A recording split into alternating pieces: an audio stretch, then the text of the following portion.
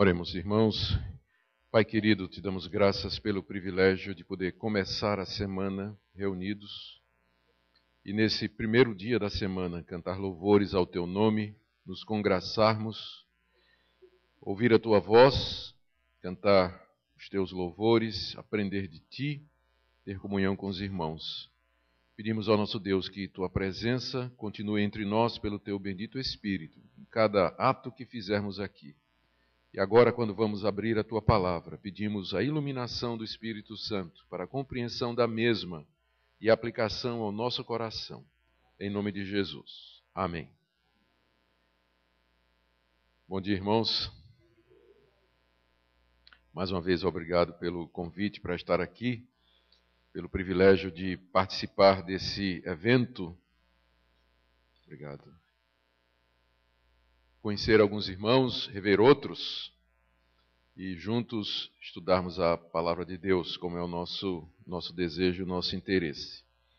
Desde sexta-feira nós estamos falando do tema autoridade e suficiência das Escrituras, e a minha estratégia foi fazer algumas exposições bíblicas mostrando como a palavra de Deus, já no pensamento dos autores bíblicos, era central na vida de fé. Nós vimos como a palavra de Deus era central no sofrimento. Fizemos a exposição de Tiago 1, onde fica claro que Tiago orienta a igreja que sofria a praticar a palavra de Deus, para que no momento do sofrimento pudesse reagir de uma forma que agradasse a Deus. O problema da igreja é que eles eram ouvintes profissionais de sermão. Ouvia e não praticava a palavra. Então Tiago 1 trata disso, mostrando como para Tiago, inspirado por Deus, a obediência, ouvir e obedecer a palavra de Deus era central.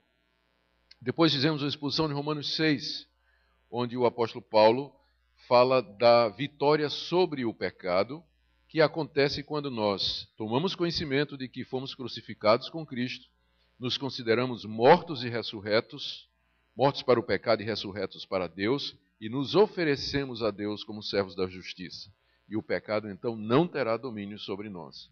Então, o que Paulo está dizendo é que nós tomamos aquilo que Cristo fez na cruz pela fé para vivermos a vida de vitória. Nenhum de nós participou, esteve presente lá na crucificação de Jesus, ouviu a sua ressurreição. Por isso nós dependemos do que esse livro nos diz. Ele nos fala a respeito da morte de Cristo e da ressurreição. Portanto, a Escritura também é vista como central na vida diária de santificação e de vitória sobre os nossos pecados. Ontem nós tivemos a oportunidade de fazer mais duas exposições. A centralidade de Deus, ou da Escritura, no tratamento do pecado. Fizemos uma exposição de Josué, capítulo 7, onde ficou evidente que todo o tratamento que Deus mandou que Josué desse ao pecado que havia se infiltrado no povo de Deus, devia seguir as orientações de Deus. Deus dá direção, Deus mostra como deve ser feito, e no final manda fazer um monumento, erigir um monumento, um memorial, para que o povo de Israel se lembrasse daquilo que havia acontecido. Aquele memorial se perdeu, que foi aquele monte de pedras no Vale de Acor, mas a história está registrada aqui. Então, lendo a Escritura, nós vemos como Deus trata a questão do pecado. Ela é um memorial eterno, muito mais duradouro do que um monte de pedras em algum lugar do deserto, que a gente nem sabe mais onde está. E também nós vimos ontem a centralidade da palavra de Deus na salvação. Vimos como Deus se revela na natureza, mas essa revelação, embora ela seja suficiente para deixar todos indesculpáveis, ela não traz os elementos salvíficos do Evangelho. Aprove a Deus se revelar de outra maneira, de maneira escrita, fazer escriturar a sua vontade, seu plano para nós e seu amor para nós. E a Bíblia, então, ela é essa revelação de Deus para nós, salvadora. E sem o anúncio dessa mensagem não há possibilidade nenhuma de salvação. Hoje pela manhã a tarefa é dupla, mais uma vez, não é? Eu quero falar sobre a centralidade da Escritura numa questão que é muito importante para todos nós, que é a plenitude do Espírito Santo. e depois fazer um estudo temático sobre a doutrina da inspiração e autoridade da Escritura. Aí não vai ser uma exposição bíblica, vai ser um estudo mais temático, vamos projetar aqui, tentando organizar os nossos pensamentos com relação a isso aqui. Em resumo, o que eu estou dizendo é o seguinte: se você quer ouvir Deus, leia a Bíblia. Se você quer ouvir Deus em voz audível, leia a Bíblia em voz alta. Pronto. Certo? Vamos lá? Efésios capítulo 5.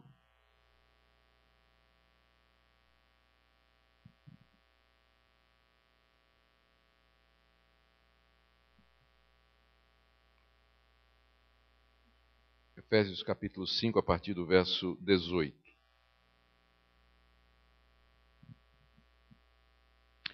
E não vos embriagueis com vinho, no qual há dissolução, mas enchei-vos do Espírito, falando entre vós com salmos, entoando e louvando de coração ao Senhor com hinos e cânticos espirituais, dando sempre graças por tudo a nosso Deus e Pai, em nome de nosso Senhor Jesus Cristo, sujeitando-vos uns aos outros no temor de Cristo.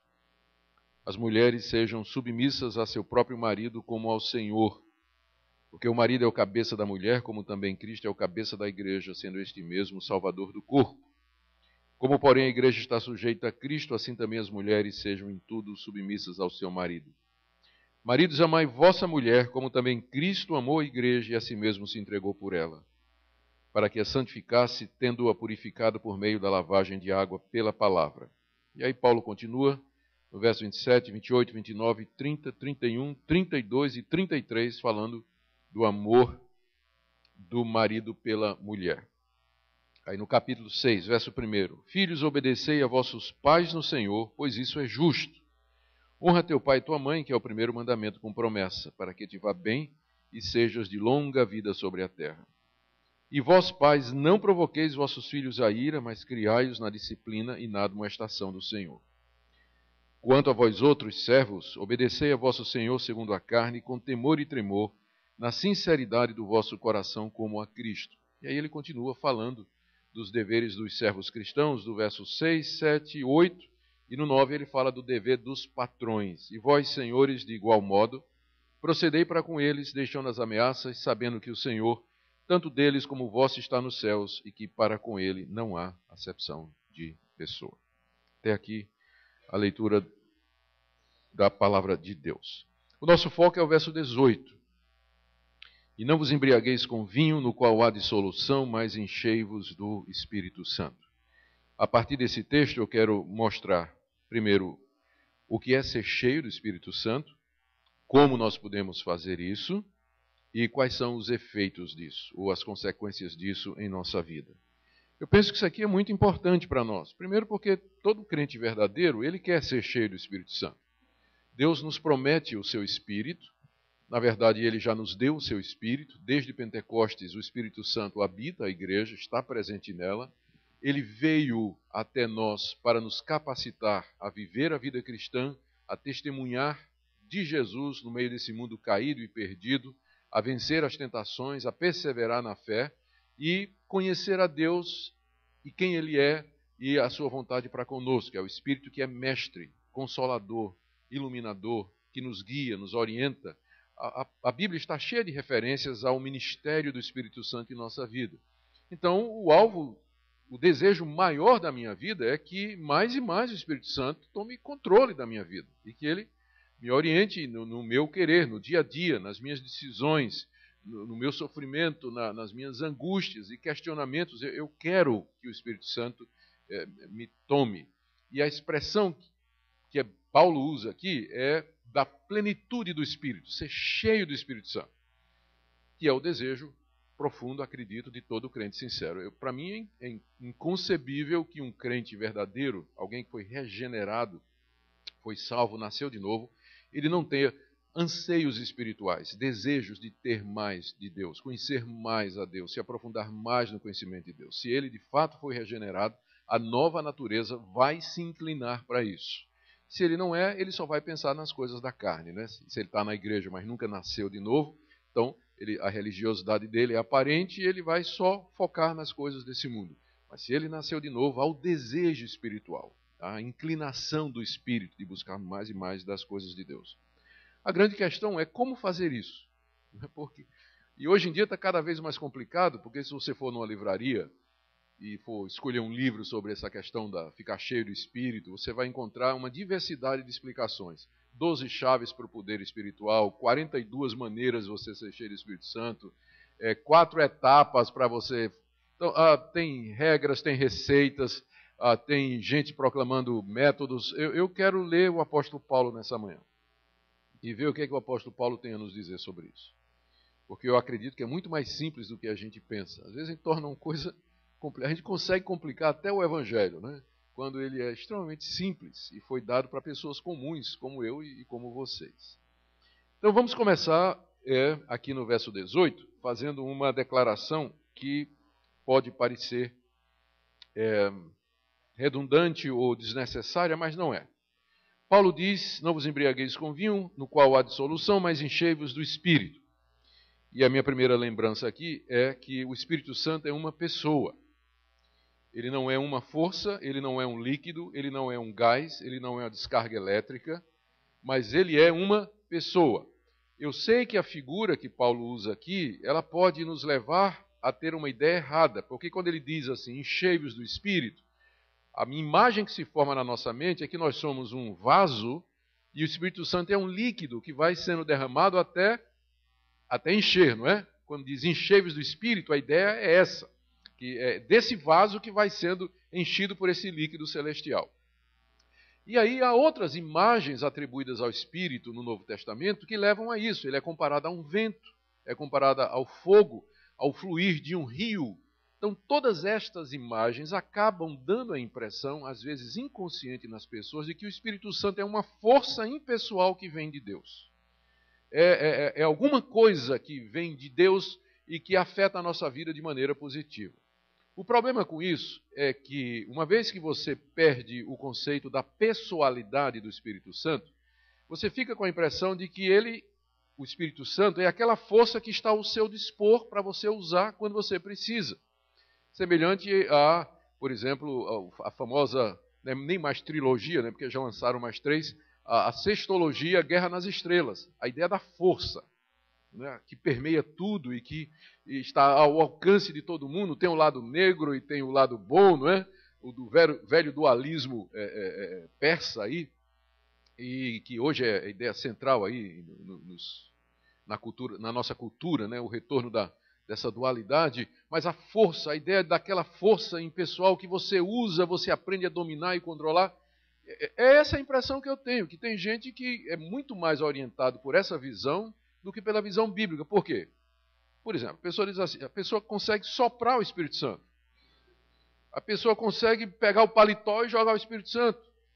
A pessoa marca a hora para o Espírito Santo curar. Vamos ter reunião de cura, o Espírito Santo vai curar. Eu não vejo ninguém marcando reunião de cura antecipada no Novo Testamento. Ninguém sabia quando o Espírito Santo ia curar.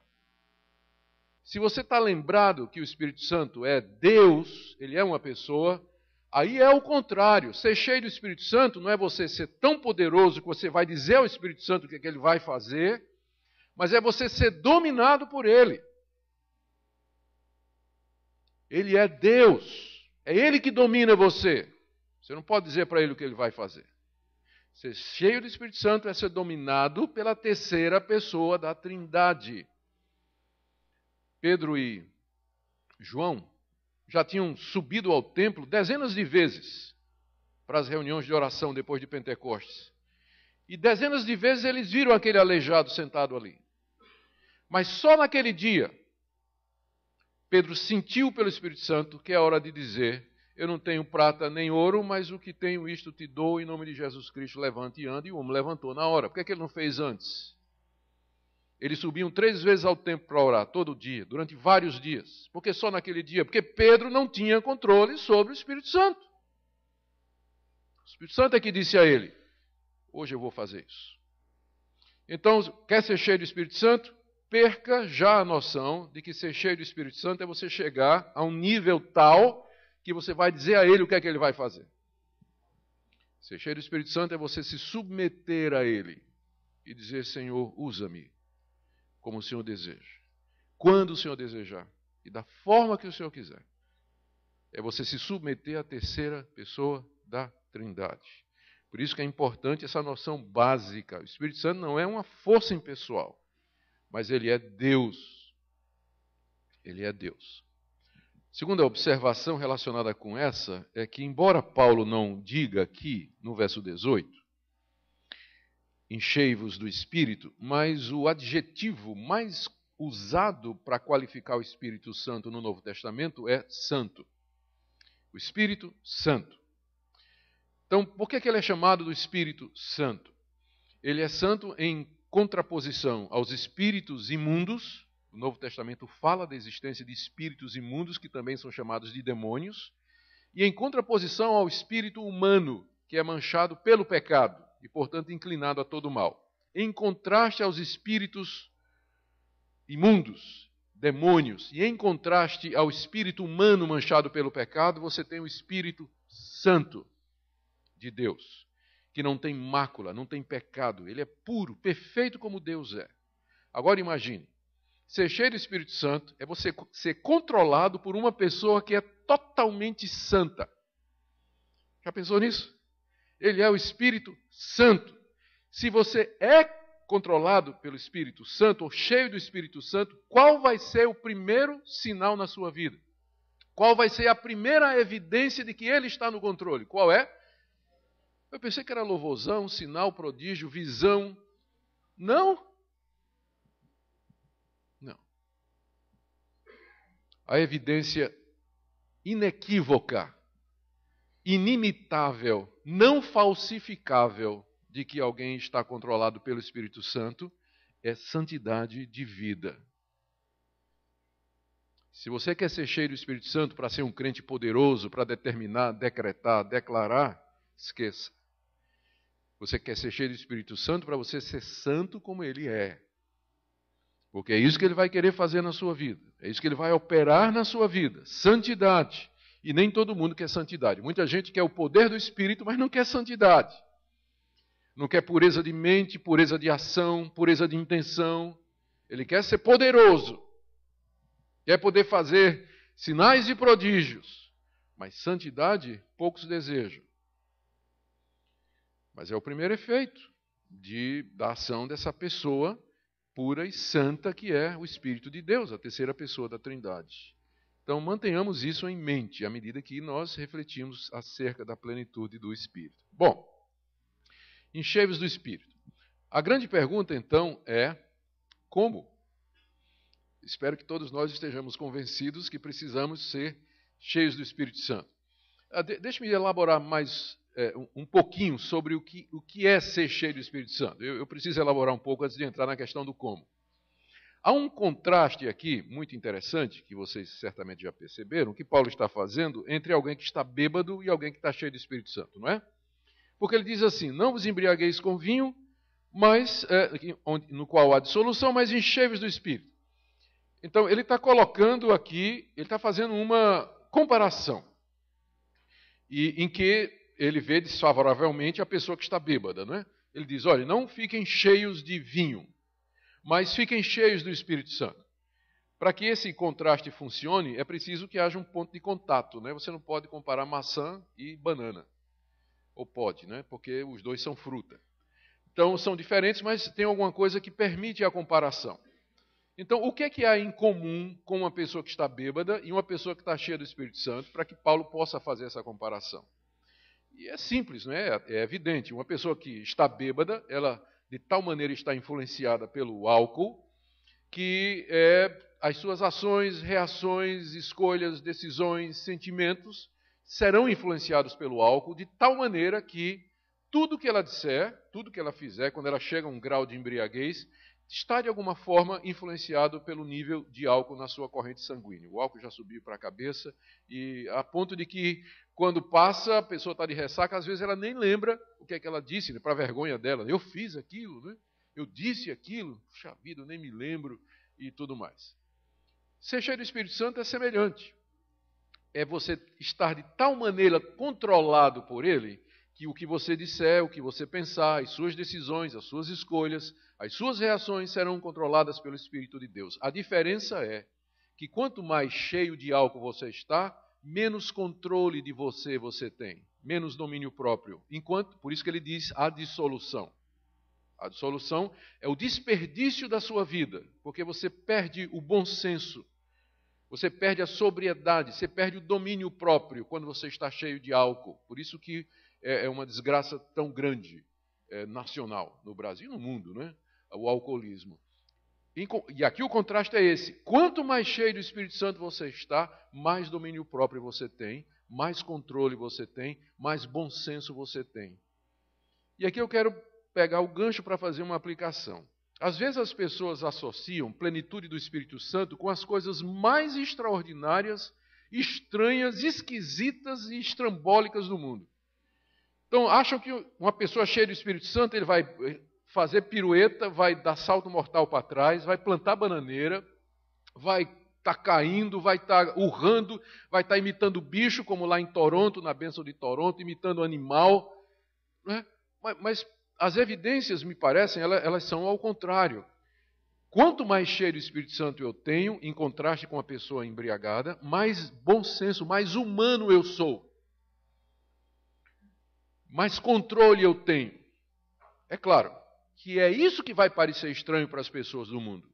Elas vão olhar para nós e vão dizer, puxa vida, esse cara é estranho, né? Ele vive com a mesma mulher há 40 anos. E que coisa mais... Isso é estranho, né? Vive com a mesma mulher há 40 anos. O mundo vai achar a gente estranho por isso. E não pelas bobagens que você vê, as coisas ridículas que expõem o Evangelho ao ridículo e que são atribuídas ao Espírito Santo e que está cheia aí na internet e em todo lugar. O Espírito de Deus veio para me tornar gente, mais gente, normal. Há uma humanidade resgatada no cristianismo. O pecado destruiu a nossa humanidade. Não destruiu, mas distorceu a nossa humanidade. No novo nascimento, na conversão e na presença do Espírito Santo, a humanidade é restaurada e alcança a sua plenitude e alcançará na glória, no novo céu e na nova terra. É por isso que sempre no Novo Testamento a igreja é chamada de o novo homem, não o novo anjo. A restauração plena da nossa humanidade, o novo homem que está em nós, sendo refeito à imagem do homem perfeito que foi Jesus Cristo. Então a ideia de controle, de bom senso, de domínio próprio. Às vezes as pessoas só percebem, só dizem assim, só tem Espírito Santo se tiver coisa extraordinária. Eu quero que você me mostre isso na Escritura. Existe algo mais extraordinário do que uma vida de santidade, viver com a mesma mulher por 40 anos, sempre ser fiel, honesto, sempre dizer a verdade? Existe coisa mais estranha para o mundo e mais normal para a humanidade? A nova humanidade? A santidade é que é estranha para o mundo. E é isso que o Espírito Santo veio fazer. Não estou dizendo que Deus não possa, eventualmente, fazer alguma coisa extraordinária. Porque Ele é Deus, né? Eu vou dizer o quê? Ele faz o que Ele quer. Mas o que eu estou dizendo é que na palavra que Ele me deu, Ele me diz que se eu estiver cheio pelo Espírito Santo, eu vou ser diferente de uma pessoa bêbada em que há dissolução. Eu não vou agir como um bêbado, irresponsável, fazendo coisas ridículas, se envergonhando em público. Não. Ao contrário, o Espírito Santo vai me dar uma atitude diferente, de controle, de domínio. Bom, eu vou chegar agora numa outra explicação que está muito relacionada com o tema. Eu estou discutindo com vocês o que é ser cheio do Espírito Santo. Né? Já vimos que está controlado pela terceira pessoa da Trindade, que é pessoal, Deus, e Ele é santo. E que isso produz, em primeiro lugar, santidade de vida e controle, domínio próprio, em contraste com uma pessoa que está embriagada. Mas há uma outra comparação que está no texto aqui, não tão evidente, mas que nos ajuda. Vocês sabem qual foi a carta que Paulo escreveu ao mesmo tempo em que ele escreveu a carta aos Efésios. Ele estava na prisão quando escreveu Efésios e escreveu aquela outra carta, que foi Colossenses, isso aí, muito bem. Parabéns aí para vocês. Então, é uma boa regra você estudar Efésios comparando com Colossenses. A gente não sabe direito qual Paulo escreveu primeiro. Se Paulo escreveu Efésios primeiro, Colossenses é quase que uma condensação, porque quase tudo que está em Efésios está em Colossenses. Embora o foco de Colossenses seja a pessoa de Cristo, e em Efésios o foco seja a igreja de Cristo, mas os paralelos são muito evidentes. Se Paulo escreveu Colossenses primeiro, Efésios é uma expansão, com aplicação para a igreja. Mas quando você vai para Colossenses, no capítulo 3, você acha o paralelo ao texto que nós acabamos de ler. E essa comparação é reveladora. Veja aí a partir do verso 16, Colossenses 3,16. Habite ricamente em vós a palavra de Cristo.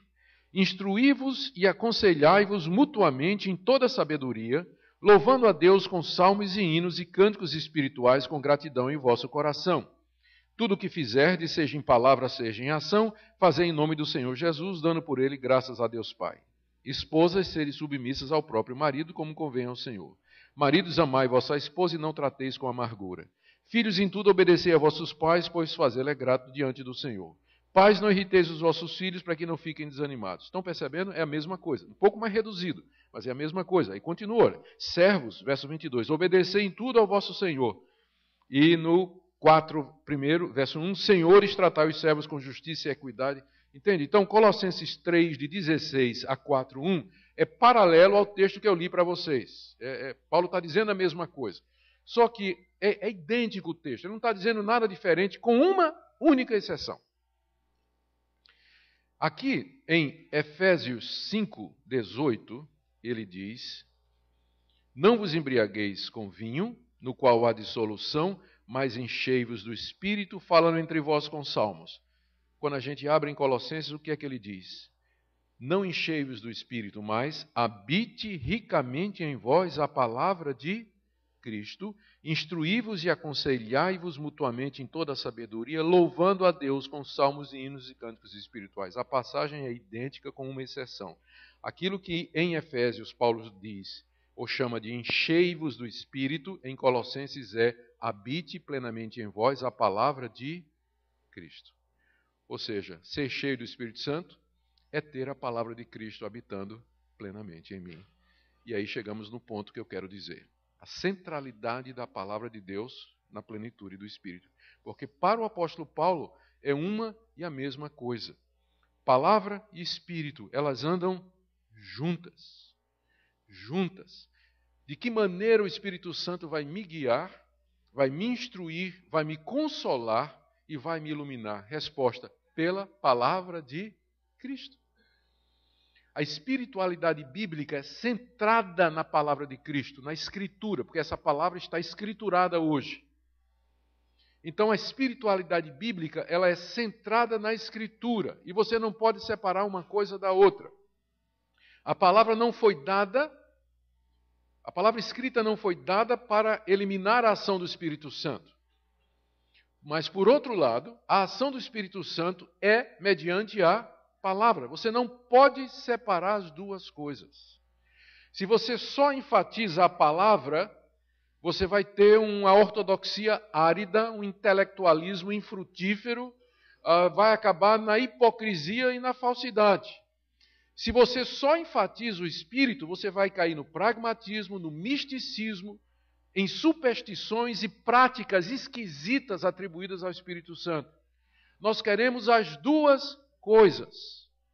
Nós queremos ser cheios do Espírito que vai nos guiar pela palavra, que vai nos abençoar, instruir e iluminar pela palavra de Cristo. É essa espiritualidade bíblica. Ela tem que ser solidamente ancorada na palavra de Cristo. Hoje em dia as pessoas separam as duas coisas. Elas pensam que as experiências com o Espírito Santo são experiências individuais, pessoais, estranhas, e não veem qualquer fundamentação ou relacionamento com o ensino da palavra.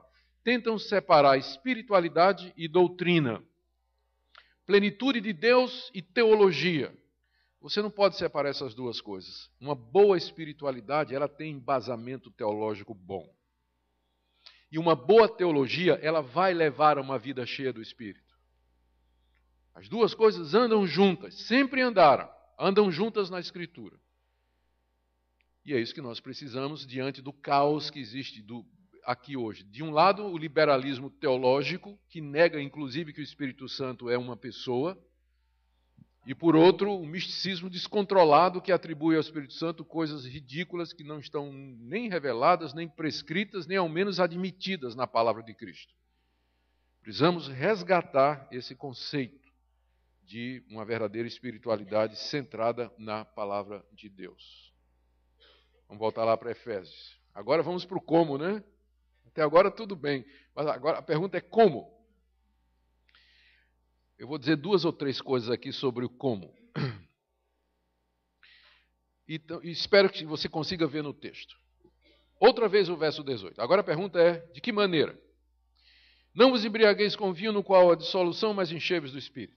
Então é evidente que a primeira coisa que você tem que fazer é resolver o problema do vinho, né? Quer ser cheio do Espírito Santo? Então você tem que resolver o problema do vinho. Você não pode ser cheio de vinho e do Espírito Santo ao mesmo tempo. Não é o que está dizendo aqui? Né? Você não pode ser cheio de vinho e cheio do Espírito Santo ao mesmo tempo. Você tem que resolver primeiro o problema do vinho, porque você não pode servir a 2 senhores. Você não pode ser cheio de 2 coisas ao mesmo tempo. Ou é de um ou é de outro. Mas não pode, né? Não pode ser cheio de vinho e do Espírito Santo. Você não pode ser um bêbado e ao mesmo tempo ser cheio do Espírito de Deus. Troca a palavra vinho por outra, tipo sexo. Você não pode estar embriagado com sexo ilícito, se for com a sua esposa ou com o seu marido. Eu não estou falando disso. Estou falando do sexo ilícito, da sexualidade ilícita e proibida na Escritura. Você não pode só viver pensando nisso e ser cheio do Espírito Santo. Troque a palavra vinho por dinheiro. Troque a palavra vinho por qualquer outra coisa que domine sua vida. O eu, um namorado, um ídolo que você tenha. Você não pode ser cheio do Espírito Santo e cheio de outra coisa. Então, se você quer ser cheio dele, a primeira coisa que você tem que fazer é esvaziar-se desses ídolos que tomam o lugar de Deus, por mais lícitos que eles pareçam. Não vos embriagueis com vinho, mas enchei-vos do Espírito. Para ser cheio do Espírito, primeiro eu tenho que resolver a questão da idolatria no meu coração. O que é que enche o meu coração? O que é que enche o seu coração? O que é que lhe dá mais alegria, consome mais o seu tempo? Quem é que chama o foco da sua atenção? A quem você se dedica? Com isso você vai identificar do que é que você está cheio. E você tem que renunciar a isso se quiser ser cheio do Espírito Santo, porque ele não vai dividir você com ninguém. Não foi isso que Jesus sempre disse? Quem quiser ser o meu discípulo, negue-se a si mesmo, tome a sua cruz e me siga. Você não pode servir a 2 senhores. Ou está cheio, ou vai se dedicar a um e desprezar o outro, ou vice-versa. Você não pode ser cheio do Espírito Santo, ao mesmo tempo em que sua vida é dominada e controlada por outras coisas. Não quer dizer que nós não possamos usar destas coisas dentro dos limites colocados pela palavra de Deus, mas eu estou falando aqui de idolatria, aquilo que é central na sua vida. Então, a primeira coisa, você tem que resolver a questão da embriaguez. Quando eu estive na África do Sul, para estudar há muitos anos atrás, eu tive a oportunidade de entrar em contato com um avivamento espiritual que estava acontecendo na região de KwaZulu, na província de Natal, na África do Sul. KwaZulu significa, em Zulu, o lugar dos Zulus, não é? E a palavra Zulu significa povo do céu. Então é uma tribo africana muito nobre, muito orgulhosa, de guerreiros grandes, né? Homens poderosos. E na década de 60, um pastor alemão, ficou feio, né? Peraí, um pastor luterano foi lá começar o trabalho missionário. O nome dele é, porque está vivo ainda, Erlo Stegen. E durante alguns anos, o Stegen pregou o evangelho entre os Zulus e não viu resultado. E finalmente Deus o convenceu que o problema dele era que ele tinha preconceito contra os africanos. É uma longa história. Foi o primeiro livro que eu publiquei no Brasil, Avivamento entre os Zulus. Ele está esgotado, é uma história maravilhosa. Um dia desse eu vou colocar o PDF livre na internet, para vocês lerem essa história maravilhosa. Mas Deus trabalhou, eu estive com o Erlo várias vezes, participei lá, estive lá. Eu vi a graça de Deus lá naquele lugar.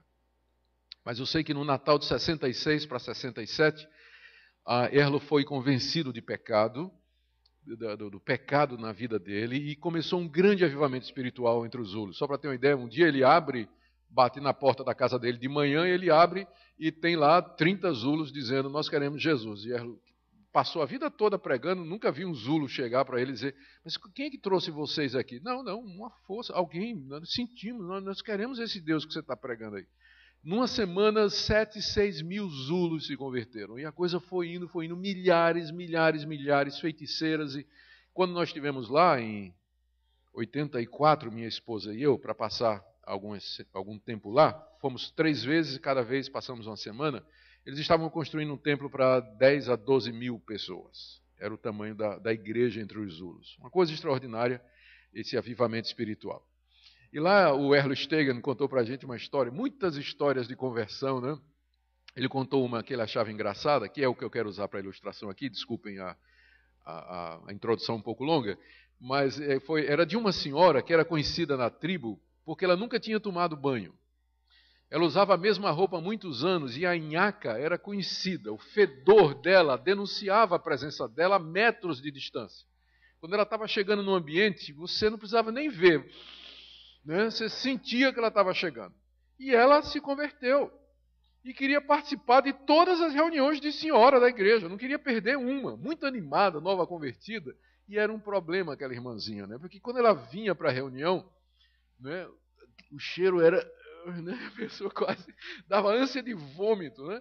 Não tinha o que fazer. Até que as irmãs tiveram uma ideia lá, descobriram a data de aniversário dela, e aí fizeram uma festinha e trouxeram um vestido novo para ela. E disseram para ela, olha, nós estamos dando de presente, nós queremos que na próxima reunião você venha com um vestido novo, né? Ela disse, claro, não tem problema, eu virei. Não deu outra, na próxima reunião, lá vem ela com um vestidinho, mas o cheiro era o mesmo. Por quê? Ela simplesmente colocou o vestido novo por cima dos vestidos velhos. E aí o cheiro denunciava. O que é que eu quero dizer aqui?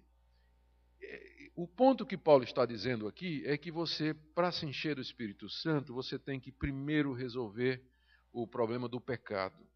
Não adianta colocar uma aparência de religiosidade por cima do pecado não tratado. Deus vai sentir o teu cheiro de longe. Você tem que tirar um para pôr o outro. Não tem como usar os dois ao mesmo tempo. Vai ser a mesma coisa. Então, primeiro tem que resolver o problema do pecado, se você quer ser cheio do Espírito Santo. Não adianta você orar, participar de louvorzão, participar de reunião de oração, jejum e vigília, se não resolver o problema da veste antiga.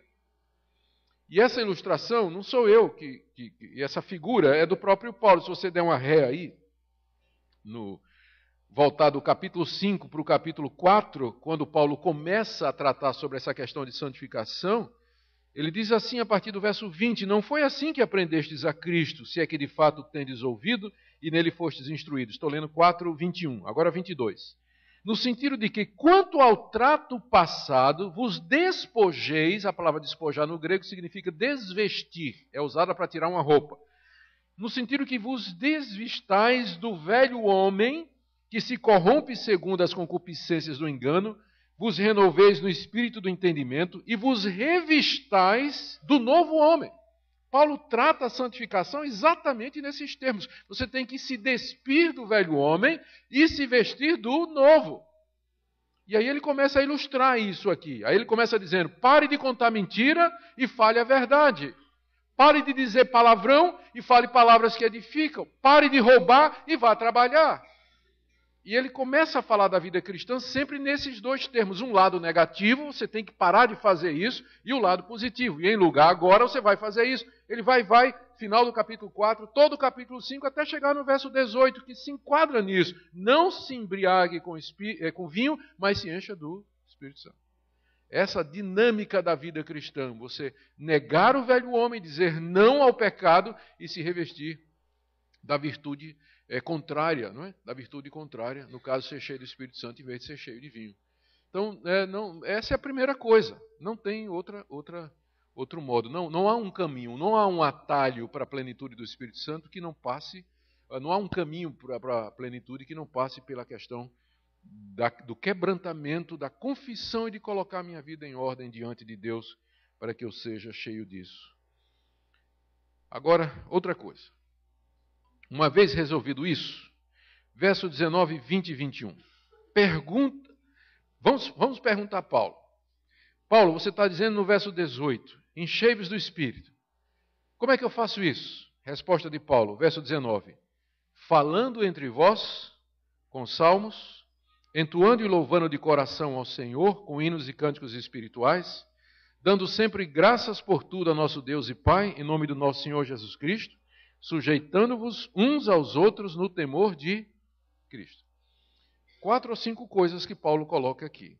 Como é que eu me encho do Espírito? Primeira, resolvendo o problema do pecado. Segunda, falando entre nós com salmos, a comunhão, a fala em salmos é a fala da Escritura. Não é? Salmo aqui é usado, é um resumo que ele faz, em vez de dizer a Escritura, ele diz salmos, porque para o judeu o livro dos salmos fazia parte das grandes divisões da Bíblia hebraica. A parte dos escritos. Tinha a lei, tinha os profetas e os escritos, e Salmo era o mais importante dos escritos, ele toma aqui como sendo o representante da Escritura. Ele diz, você quer ser cheio do Espírito Santo? Conversem entre vocês as coisas de Deus que estão na Escritura. Falem entre vocês com salmos, em vez de falar só de futebol, falar de economia, fala das coisas de Deus, conforme está nos salmos, nas Escrituras. Segunda coisa, entoem e louvem de coração o Senhor com hinos e cânticos espirituais. Louvem a Deus. Isso de coração. Cânticos que são espirituais. O que é cântico espiritual? Não é um cântico em que você foi inspirado para escrever, porque eu já vi muita bobagem aí em cântico que a pessoa diz que recebeu do Espírito Santo. Diz, puxa, que baixaria o Espírito, que nível o Espírito Santo desceu, né, de teologia e de qualidade musical. Se isso é inspirado pelo Espírito Santo, não é? Então, não é isso aqui que está dizendo. Um cântico espiritual é aquele cuja letra, cujo conteúdo está de acordo com o Espírito. Porque o Espírito Santo, quando ele opera em nós, ele nos usa, ele sempre vai fazer de acordo com a palavra de Cristo. Não vimos isso? Então, um cântico espiritual é aquele que está de acordo com o que o Espírito nos ensina.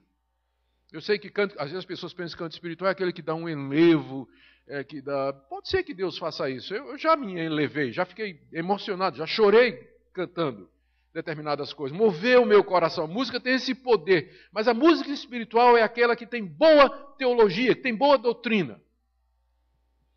E você às vezes vê aí um desperdício, uma música maravilhosa, mas a letra contendo até bobagem, né? Às vezes tem letras bobas. Né? Você vê aí o pessoal cantando letrinha boba, que não tem nada. Só autoajuda, eu quero, dá-me, eu sinto, eu preciso. Né? Cadê aquelas grandes composições que exaltavam a Deus, que falam de Deus, da sua glória e do Evangelho? A gente precisa não somente de bons compositores, mas de bons compositores que entendam a Bíblia e o Evangelho. Senão a gente está cantando aí muita bobagem. E o poder da música é grande. Lá para quarta-feira vocês esqueceram tudo o que eu falei aqui, mas vocês vão lembrar os cânticos, né? Vocês vão estar cantando. O que é que vocês cantaram aqui? Então a música tem um poder extraordinário. E a igreja devia lembrar disso. Né? Mas é uma das maneiras que a gente se enche do Espírito Santo, quando a gente está cantando a Deus as coisas de Deus e louvando a Ele em salmos, hinos e cânticos espirituais. Terceiro, verso 20, dar graças por tudo a Deus e Pai em nome do nosso Senhor Jesus Cristo, uma vida de gratidão, dar graças em tudo. O Espírito Santo vai encher um coração que está pronto a agradecer a Deus e a acatar a vontade de Deus em todas as coisas. O Espírito Santo não vai encher um coração ressentido, um coração magoado, cheio de raiva e de descontentamento. Tem pessoas para quem nada está certo e nada presta e nunca está bom, que sempre reclamam de tudo, nunca vai ser cheio do Espírito Santo isso. A condição para ser cheio é uma vida de gratidão. olhar para as coisas e as circunstâncias e dizer: Deus, eu posso não compreender por que estas coisas estão acontecendo, mas eu te agradeço porque sei que o Senhor está no controle. E vou viver uma vida satisfeita com aquilo que o Senhor me dá nesse mundo. O Espírito Santo vai encher esse. E não um murmurador.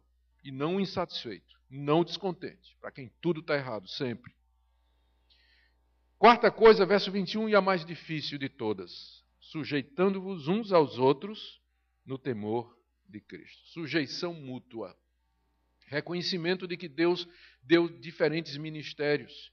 Que Deus colocou irmãos em autoridade. Reconhecimento de que a opinião, a palavra da outra pessoa, ela pode estar certa e você pode estar errada. Se sujeitar significa estar pronto para ouvir, aprender, acatar e se submeter. Isso é mútuo, tem que haver na igreja. Notaram que estas coisas são feitas em comunidade? Notaram? Falando entre vós, sujeitai-vos mutuamente. Os verbos estão todos no plural. O que nos leva a acreditar que Paulo, quando escreveu isso, ele imaginava que a melhor forma de se cumprir em cheios do Espírito é quando nós estamos juntos, como estamos aqui agora. Ele não nega a plenitude individual que pode acontecer no seu quarto, no seu escritório, você no seu carro. Já me aconteceu várias vezes de estar dirigindo numa viagem e entender e sentir que o que estava acontecendo comigo não era nada menos do que está acontecendo, descrito aqui. Mas parece que a experiência normal que Paulo antecipa aqui é que nós nos enchemos do Espírito Santo quando estamos juntos, quando falamos entre nós, quando nos submetemos uns aos outros, quando somos ministrados e ministramos uns aos outros. Por isso que é importante participar da igreja. Por isso que a palavra de Deus diz: não deixe de se congregar. Não existe isso de um cristianismo isolado. Os desigrejados precisam aprender isso. Os desigrejados precisam aprender isso, a importância da comunhão e da comunidade para o crescimento cristão e para a vida cristã. Você não vai conseguir ser um crente completo desigrejado. Mas é preciso essa comunhão. Certo? Vamos desenvolver agora o verso 21 e eu tenho uma boa notícia para as mulheres. Está vendo o verso 22? Esse verso que você detesta aí, ó. As mulheres sejam submissas a seu próprio marido como ao Senhor. Está vendo esse versículo aí? A boa notícia para você, pode pegar a caneta aí, é que a palavra sejam submissas não está no original grego. Os homens estão dizendo, eu não vi nenhum aleluia aí das mulheres, né? Verso 22 diz no grego, as mulheres ao próprio marido. A expressão sejam submissas não está. Mas, na verdade, isso é uma pegadinha porque fica pior. Eu vou explicar. Esse subtítulo aí, o lar cristão, marido e mulher, não foi Paulo que escreveu. Isso foi a Sociedade Bíblica que colocou. E eu sei que eles sempre têm boa intenção, mas quase sempre eles quebram a linha de pensamento. Aprenda a ler sua Bíblia sem esse subtítulo, para você pegar o raciocínio. Porque o verso 22 é a continuação do verso 21. 21 diz assim, sujeitai-vos uns aos outros no temor de Cristo, as mulheres ao seu próprio marido. Ou seja, Paulo, no verso 22, em toda aquela sequência que eu li para vocês, enquanto eu estava lendo, você estava perguntando, por que ele está lendo isso aqui? O que é que isso tem a ver com plenitude do Espírito? Agora você está sabendo. Paulo está continuando aquilo que ele começou no verso 18. No verso 18 ele diz, se encha do Espírito. Como? Cantando entre salmos, falando entre vós, entoando de coração ao Senhor, dando sempre graças a Deus, se sujeitem uns aos outros. E aí ele vai exemplificar a sujeição mútua. E ele começa no casamento, a mulher se sujeitando ao seu marido. E o marido amando a sua mulher. De que maneira o marido cumpre, amém? De que maneira o marido cumpre o que está no verso 21? Porque a sujeição é mútua. De que maneira o marido cristão cumpre a ordem para se sujeitar no verso 21? Amando a sua esposa. Aí se completa. É fácil se sujeitar quem me ama e é fácil amar quem se me sujeita. O círculo está completo. Como é que o crente, como é que a igreja, como é que o casal cristão cumpre esse mandamento da sujeição mútua? A esposa se sujeitando ao seu marido como ela se sujeita a Cristo, e o marido amando a esposa como Cristo amou a igreja. Interessante é que Paulo precisou de 3 versículos só para dizer à mulher o que é que significa ser sujeita. E precisou de 9 para dizer ao marido o que é que significa amar, porque é muito mais difícil, né, a parte do marido. Provavelmente, né? Ou então o marido é mais duro de coração, precisa de mais versículo para entender que ele tem que amar a esposa mesmo. Mas o que eu quero dizer para você é que estes deveres que estão aqui, eles estão ligados ao verso 18. Enchei-vos do Espírito. Como é que você se enche do Espírito? Você começa em casa, mulher, amando, se sujeitando ao seu marido. Como é que você trata seu marido? Eu não quero saber se você fala em línguas, se você viu o anjo, se você tem revelação, e quantos você ressuscitou. Eu quero saber como você trata seu marido.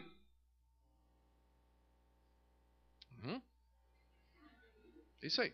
E vale para o marido também. Você pode ser líder, você pode ter plantado quantas igrejas você plantou, mas eu quero saber o seguinte: você ama a sua mulher como Cristo amou a igreja, se entregou por ela? Como é o seu amor pela sua esposa? Como é que você trata a sua mulher? Aí vem para os filhos, né? Está na mesma sequência. Ele está continuando, é a mesma coisa. Aí ele se volta para os filhos. Como é que os filhos cumprem o mandamento? Filhos, vocês têm que obedecer aos seus pais, você tem que respeitar seu pai. Eu não quero saber, jovem,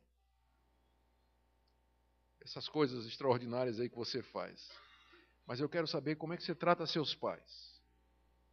Como é que você se relaciona com seus pais? E continuando, e pais, não é? Verso 4. Eu não quero saber homens da igreja, porque a palavra pai aqui no grego não é pai e mãe. São os homens que são pais, tá? No grego tem uma diferença como tem no inglês. Se você vai falar pai e mãe, em inglês você diz parents. Se você vai falar de 2 homens que são pais, é fathers. Né? Mas em português, infelizmente, é a mesma palavra. Se eu quero dizer pai e mãe, é pais. Se eu quero dizer 2 homens que são pais, é pais.